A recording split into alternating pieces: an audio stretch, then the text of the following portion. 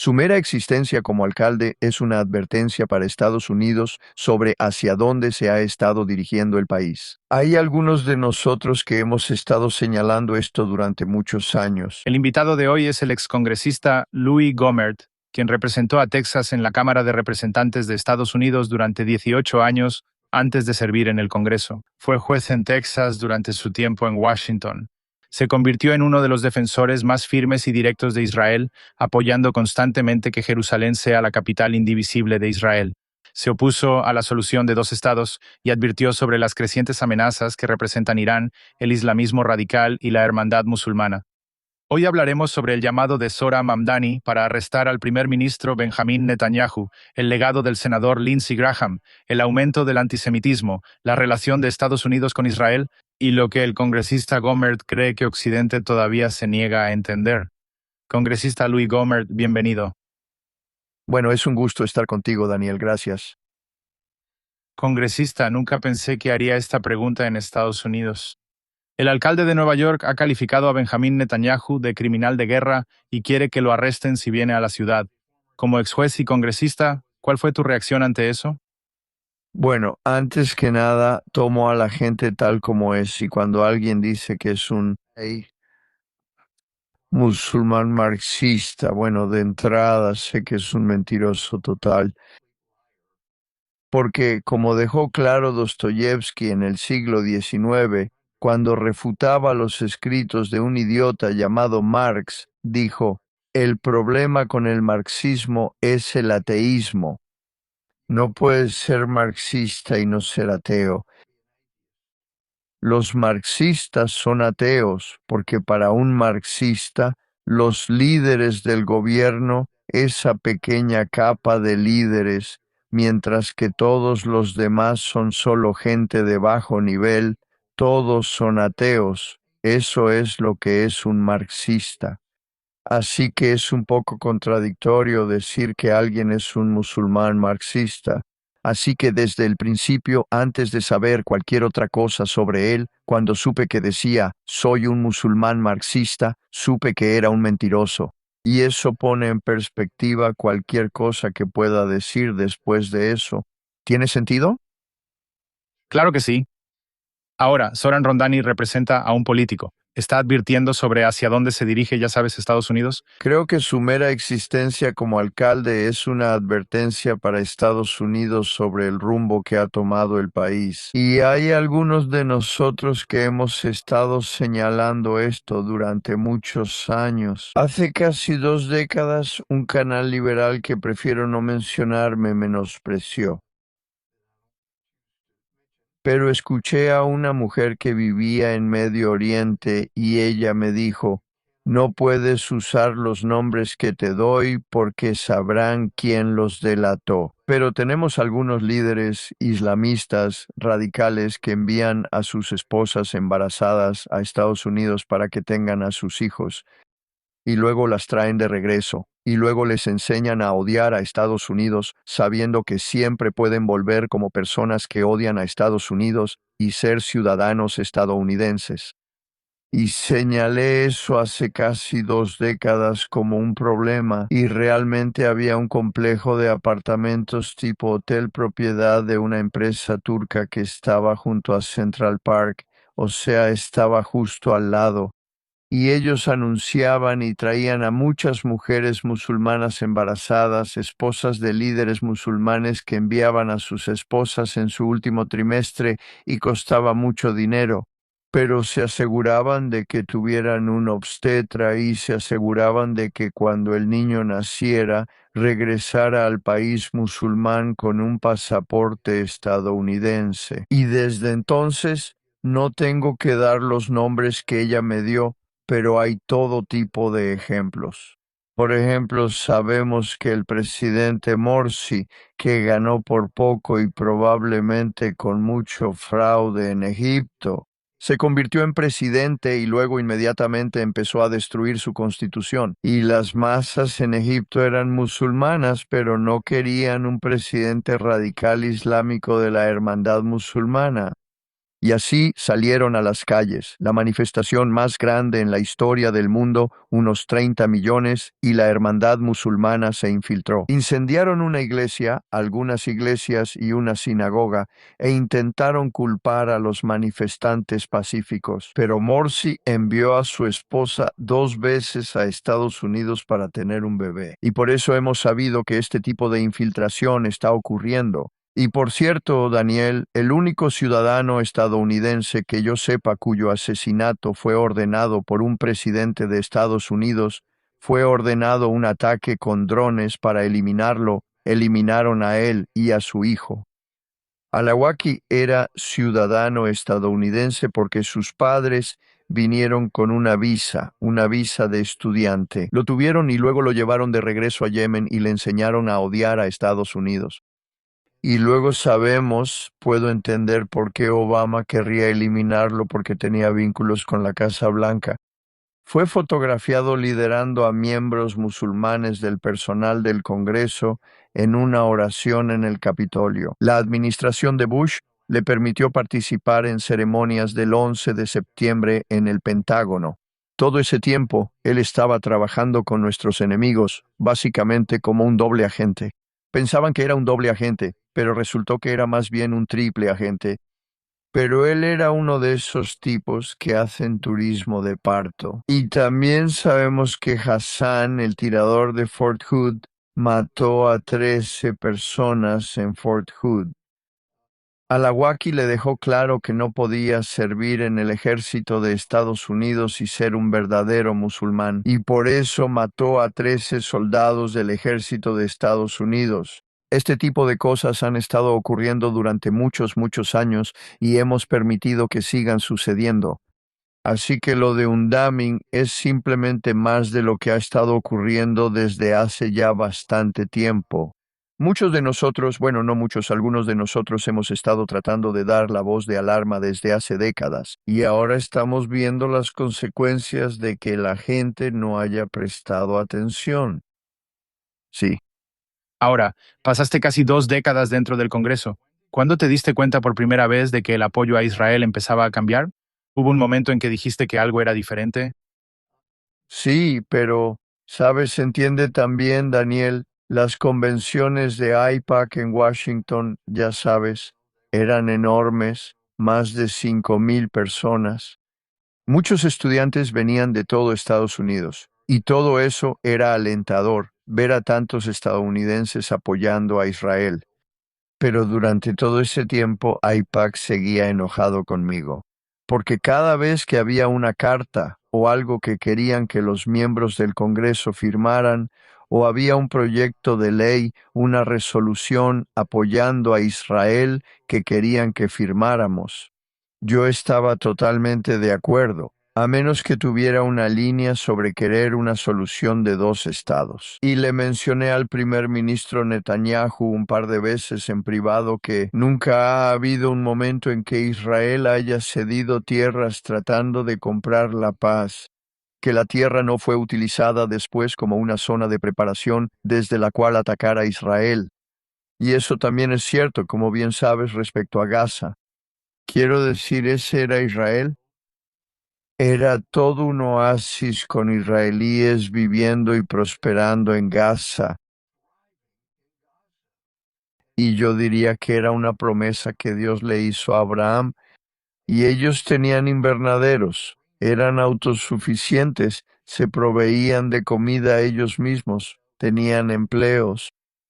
Y de repente, y el primer ministro Netanyahu no era el primer ministro en ese momento, como sabes, en el 2005, pero fueron convencidos por amigos, como algunos en Estados Unidos, líderes en Estados Unidos y Europa, y otros diciendo, mira, Israel, mira, si solo haces este acto unilateral en el que no recibes nada a cambio, entonces finalmente el mundo verá que realmente quieres la paz, que tú eres el que quiere la paz. Solo entrega toda la tierra de Gaza a los palestinos y el mundo lo verá. Todos te amarán por eso. Y en ese momento yo pensaba, no, así no funciona esto, no funciona de esa manera. Y recuerdo imágenes en las noticias de israelíes saliendo, llorando, yéndose sus casas, sus invernaderos, sus trabajos, la manufactura, las cosas que habían producido y construido con sus propias manos. Y estaban llorando, no querían irse, estaban molestos, y todos estos años después se está pagando un precio. Y sé que, como cristiano, creyendo en la Biblia, en el libro de Joel, ya que mi juramento siempre fue, cuando estuve en el ejército, como asistente del fiscal de distrito, como juez federal de distrito, como presidente de un tribunal de apelaciones, como miembro del Congreso, mi juramento siempre fue a los Estados Unidos, a la Constitución de los Estados Unidos. Y por eso tomé en serio el libro de Joel, donde Dios le está diciendo a Joel por qué va a traer juicio sobre ciertos países. Y dice que una de las razones es porque han hecho eso, han dividido mi tierra. Así que no quería ser parte de dividir la tierra de Israel, ni ser parte de traer juicio sobre el país que juré proteger, que era Estados Unidos. Así que AIPAC estaba enojado conmigo muy seguido porque yo decía, con gusto firmo la carta, con gusto voto por la resolución, pero no si contiene apoyo para una solución de dos estados. No puedo apoyar eso. Y mi amiga Carolyn Gluck tenía un gran libro sobre ese mismo tema, y le agradecí mucho que lo hiciera. Y nosotros también estamos muy agradecidos de que lo hayas hecho. Estados Unidos perdió recientemente al senador Lindsey Graham. Sí, por supuesto, él era un defensor incondicional de Israel. ¿Cómo lo recuerdas? Hubo cosas que sucedieron en privado que la gente realmente no sabía sobre Lindsey, sobre el senador Graham. ¿Qué opinas de él? Bueno, Lindsay y yo no estábamos de acuerdo en algunos temas, pero estábamos totalmente de acuerdo en el apoyo a Israel. Y ya sabes, incluso cuando teníamos desacuerdos sobre proyectos de ley o temas, es difícil no querer al tipo. Quiero decir, era gracioso, era enérgico, era extrovertido. Y yo estaba en Washington y estaba, ya sabes, los miembros de la Cámara y los exmiembros de la Cámara pueden entrar al Pleno del Senado, pueden entrar a la antesala del Senado, y el mes pasado estuve en la antesala del Senado y estaba visitando a algunos de mis amigos del Senado y Lindsay estaba ahí. Y bueno, le dije, Lindsay, ¿recuerdas hace algunos años cuando me invitaron a hablar en esa cena de gala en Carolina del Sur? Eso ha estado ocurriendo por más de un siglo, y tu trabajo era presentarme. Y Lindsay simplemente empezó a morirse de risa. Era muy divertido. Y él empezó a morirse de risa. Sí, lo recuerdo. Lo recuerdo. Le dije, ¿recuerdas lo que dijiste en mi presentación? Y él se moría de risa.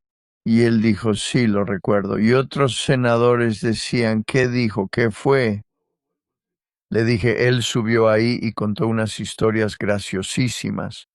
Y luego dice, bueno, está bien, la verdadera razón por la que me pidieron subir aquí es para presentar a Louis Gohmert. Así que todo lo que puedo decir es, y estoy parafraseando, hay conservadores, pero Louis Gohmert es un conservador loco de remate. Aquí está Louis Gohmert. Y todos estaban muriendo de risa, y Lindsay estaba sentado en su silla, riéndose a carcajadas. Él lo recordó, pero fue muy divertido y todos se desternillaron de risa en ese gran salón de baile esa noche. Pero sí, Lindsay y yo hemos compartido momentos divertidos. Y luego hay momentos en los que ambos realmente intentábamos que los senadores y los miembros de la Cámara apoyaran cosas que serían útiles para Estados Unidos. Porque, como sabes, Daniel, Estados Unidos nunca podría permitirse establecer un puesto avanzado para protegernos en Medio Oriente como el que tenemos en Israel, un país amigo. Así que es bueno tener una verdadera república democrática como Israel allí. Y por cierto, si me lo permites, odio hablar demasiado, pero podría seguir, Daniel. Sigue adelante, estamos aquí para escucharte. Cuando la administración de Obama estaba impulsando el acuerdo con Irán, ah, ¿sabes? Hablé con el primer ministro Netanyahu, quien estaba sumamente preocupado pero también visité a otros líderes musulmanes en Medio Oriente y el norte de África que también estaban extremadamente preocupados. No querían que Irán tuviera una bomba nuclear. Y el acuerdo de Obama con Irán iba a permitirles tenerla en 10 años, y eso es si Irán cumplía completamente con el acuerdo, cosa que sabíamos que no harían, igual que Corea no cumplió con el acuerdo que hicieron con Clinton. Así que de todos modos fue un trato realmente terrible. Pero al hablar con el presidente de Egipto, el presidente El Sisi, sabes, ellos estaban muy preocupados por cómo los líderes islámicos radicales en Irán intentarían chantajear a líderes como los de Egipto para hacer cosas o no hacerlas. Si ellos conseguían una bomba nuclear, eso iba a desestabilizar terriblemente el Medio Oriente, el norte de África y crear enormes problemas para Estados Unidos. Así que, ya sabes, ha habido muchas cosas con las que hemos tenido que lidiar y superar. En los 8 años de la administración de Obama, fue una época difícil tratando de asegurarnos de que nuestro sólido aliado, Israel, siguiera siendo fuerte. Sí, ahora, el 7 de octubre sorprendió al mundo. Quiero saber cuál fue tu reacción ante eso y por qué crees que a la larga produjo más odio hacia Israel en lugar de simpatía. Ah, ¿conoces a Nathan Sharansky? Sí, sí. Bueno, ¿has leído su libro Defending Identity? No, no lo he leído. Sí, bueno, una vez estaba hablando con Ron Dermer en la recepción en el Capitolio porque sabía que él ayudó a Sharansky con su libro sobre defender la democracia. Y él me dijo, bueno, ¿has leído su libro más reciente, Defending Identity? Y le respondí, no, no lo he leído. Y él me dijo, de verdad tienes que leerlo. Entonces, Daniel, ahí él da la respuesta a la pregunta que acabas de hacer. Y él dice que la falta de moralidad impide que las personas puedan distinguir entre el bombero y el incendiario, entre el terrorista y alguien que actúa en defensa propia contra un terrorista. Y creo, Daniel, que esa es la respuesta a tu pregunta. En Estados Unidos hemos perdido tanto la enseñanza de lo que está bien y mal moralmente, y hemos tenido marxistas de los años 60 y 70 que se dieron cuenta, como explicó mi querido y difunto amigo David Horowitz, se dieron cuenta de que no lograban nada haciendo explotar edificios, matando gente o provocando disturbios. Así que se fueron a las universidades, obtuvieron titularidad y empezaron a enseñarles a los futuros maestros que el marxismo es grandioso. No existe una verdadera moralidad, todo es relativo. Y ahora estamos viendo los resultados, las consecuencias de décadas de ese tipo de enseñanza. No pueden reconocer la diferencia entre un terrorista y alguien que actúa en defensa propia contra un terrorista. Y Daniel, ahí está la respuesta a tu pregunta. Es un deterioro moral en Estados Unidos, por eso muchos aquí no pueden reconocer la diferencia. Eso tiene sentido. Sí, lo es, no es un tipo tan brillante. Y pasé 2 horas visitándolo en Jerusalén un día, y fueron simplemente 2 horas maravillosas. Un tipo tan brillante. Ahora, ¿Cuál es la cosa más importante que los estadounidenses no entienden sobre la alianza entre Israel y Estados Unidos? Creo que hace años dijiste que Estados Unidos no estaba siendo tan buen amigo de Israel como debería. ¿Todavía crees eso?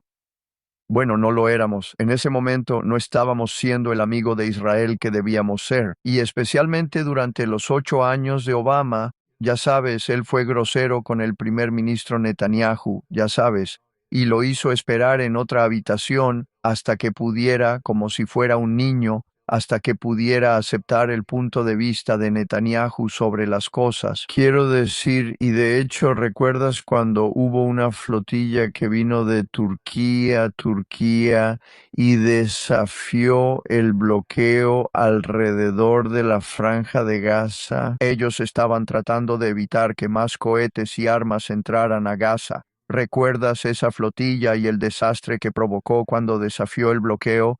Bueno, no creo que la gente se haya dado cuenta, pero justo antes de que llegara la flotilla, la administración de Obama filtró información sobre que Israel tenía armas nucleares. Bueno, eso podría ser lo que le harías a un enemigo. Y no estoy diciendo que las tengan o no, pero nunca hemos filtrado información sobre los sistemas de armas de un aliado, especialmente de un aliado cercano a sus enemigos. Y ellos lo filtraron al mundo. Y fue, ya sabes, solo una advertencia para Netanyahu en ese momento. Y el mundo lo vio y vieron que había una gran división entre Estados Unidos e Israel. E inmediatamente después de eso fue cuando se lanzó la flotilla. Y como alguien que ha estudiado historia toda su vida, que se especializó en historia, que tiene un título en historia, nunca he dejado de estudiarla. Pero básicamente es una verdad universal que cuando un enemigo de un país ve que el aliado más fuerte de ese país se está alejando de él, eso es provocador para ese enemigo. Ellos piensan que es momento de actuar. Y de hecho, eso fue lo que me motivó. Yo estaba pensando, bueno, ¿qué podemos hacer para mostrarle eso al mundo? Aunque la administración de Obama esté mostrando más favoritismo hacia Irán que hacia Israel, ¿qué podemos hacer para mostrarle al mundo que al menos el Congreso estamos con Israel?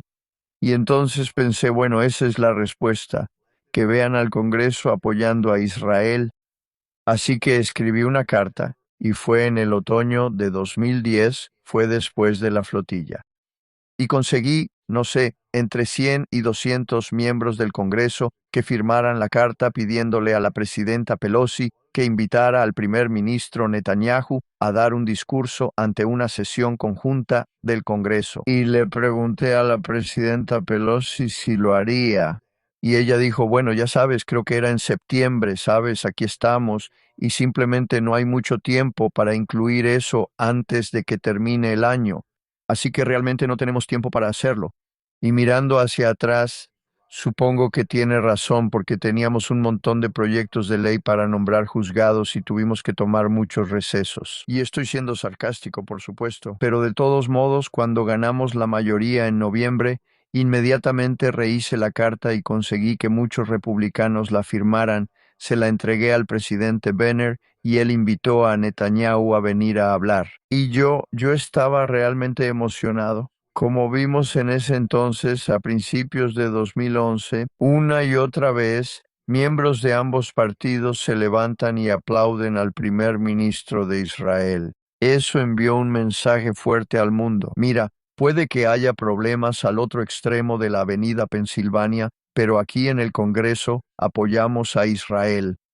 Pero ahora, años después, hemos visto que ese apoyo ha disminuido y hemos visto a marxistas, hemos visto a musulmanes ocupando puestos de poder en el Congreso y en todo el país. Como la ciudad de Nueva York, donde ocurrió el 11 de septiembre hace 25 años, y por eso no estamos siendo el amigo de Israel que deberíamos volver a ser.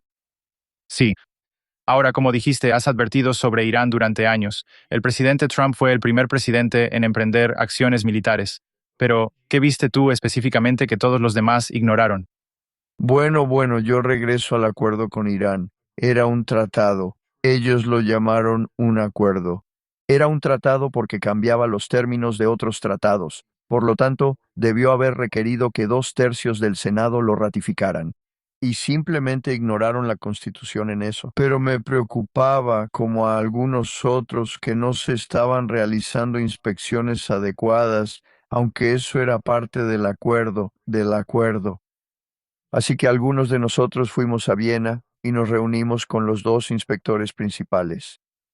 Y ellos acababan de firmar un informe diciendo que Irán está cumpliendo totalmente con todos los términos del acuerdo. No están enriqueciendo su uranio. Así que pregunté a estos dos tipos, les dije, Nunca les permitieron entrar en sus tres principales instalaciones militares subterráneas, una de ellas debajo de una montaña. ¿Cómo pudieron firmar un informe diciendo que cumplían plenamente? ¿Sabes cuál fue la respuesta, Daniel? ¿Cómo fue? Nos dieron un video y el video nos pareció bien, así que firmamos el informe diciendo que cumplían plenamente. ¿Qué te parece eso?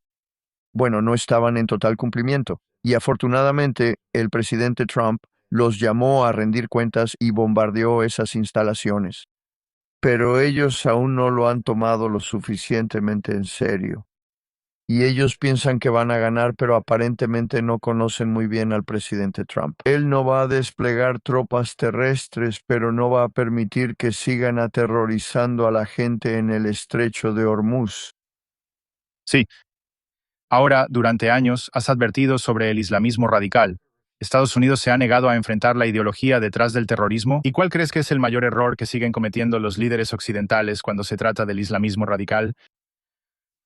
Bueno, durante demasiado tiempo en el gobierno federal y en algunos gobiernos estatales y locales han tenido los llamados programas de acercamiento donde se sentaban juntos, se divertían y tenían conversaciones agradables. Y estaban pasando por alto el hecho de que había algunos imanes que enseñaban odio contra Estados Unidos en algunos de esos lugares y estaban haciendo mucho daño. Y algunos recibieron grandes contribuciones de algunos grupos y personas islámicas.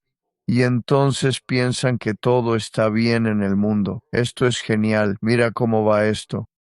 Y todo el tiempo hay un movimiento de la Sharia que se está fortaleciendo cada vez más y hay cada vez más radicalización dentro de los propios Estados Unidos. Sabes, no tenemos ningún problema en Estados Unidos con que haya personas aquí que tengan total lealtad a nuestra Constitución, pero tenemos un problema.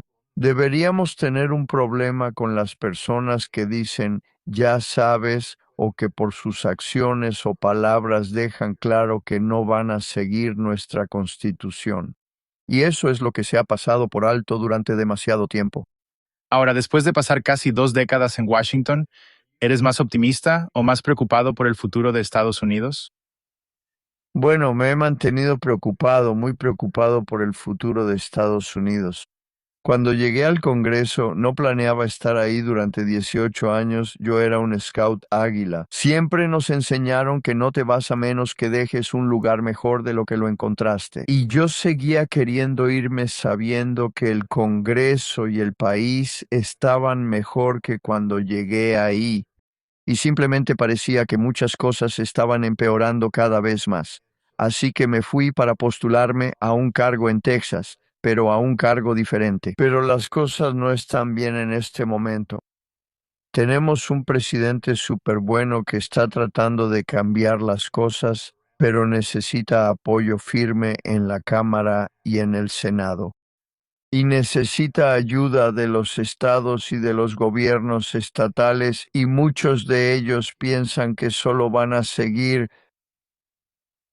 la vieja línea del Congreso para llevar la fiesta en paz y seguir la corriente. Y ese era Sam Rayburn de Texas, el expresidente de la Cámara durante muchos años. Esa era su frase: para llevar la fiesta en paz, sigue la corriente. Y se llevan bien siguiendo la corriente. Y el país continúa económicamente, o mejor dicho, financieramente, con demasiada deuda y con demasiados programas que están financiando la caída de nuestro gobierno. Y estamos empezando a encontrar cada vez más de eso.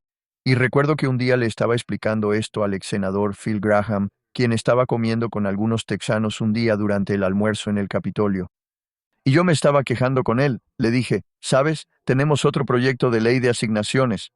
Y hay todo este dinero ahí destinado a organizaciones demócratas que movilizan a los demócratas para votar, que ayudan a financiar sus actividades para ir contra los republicanos.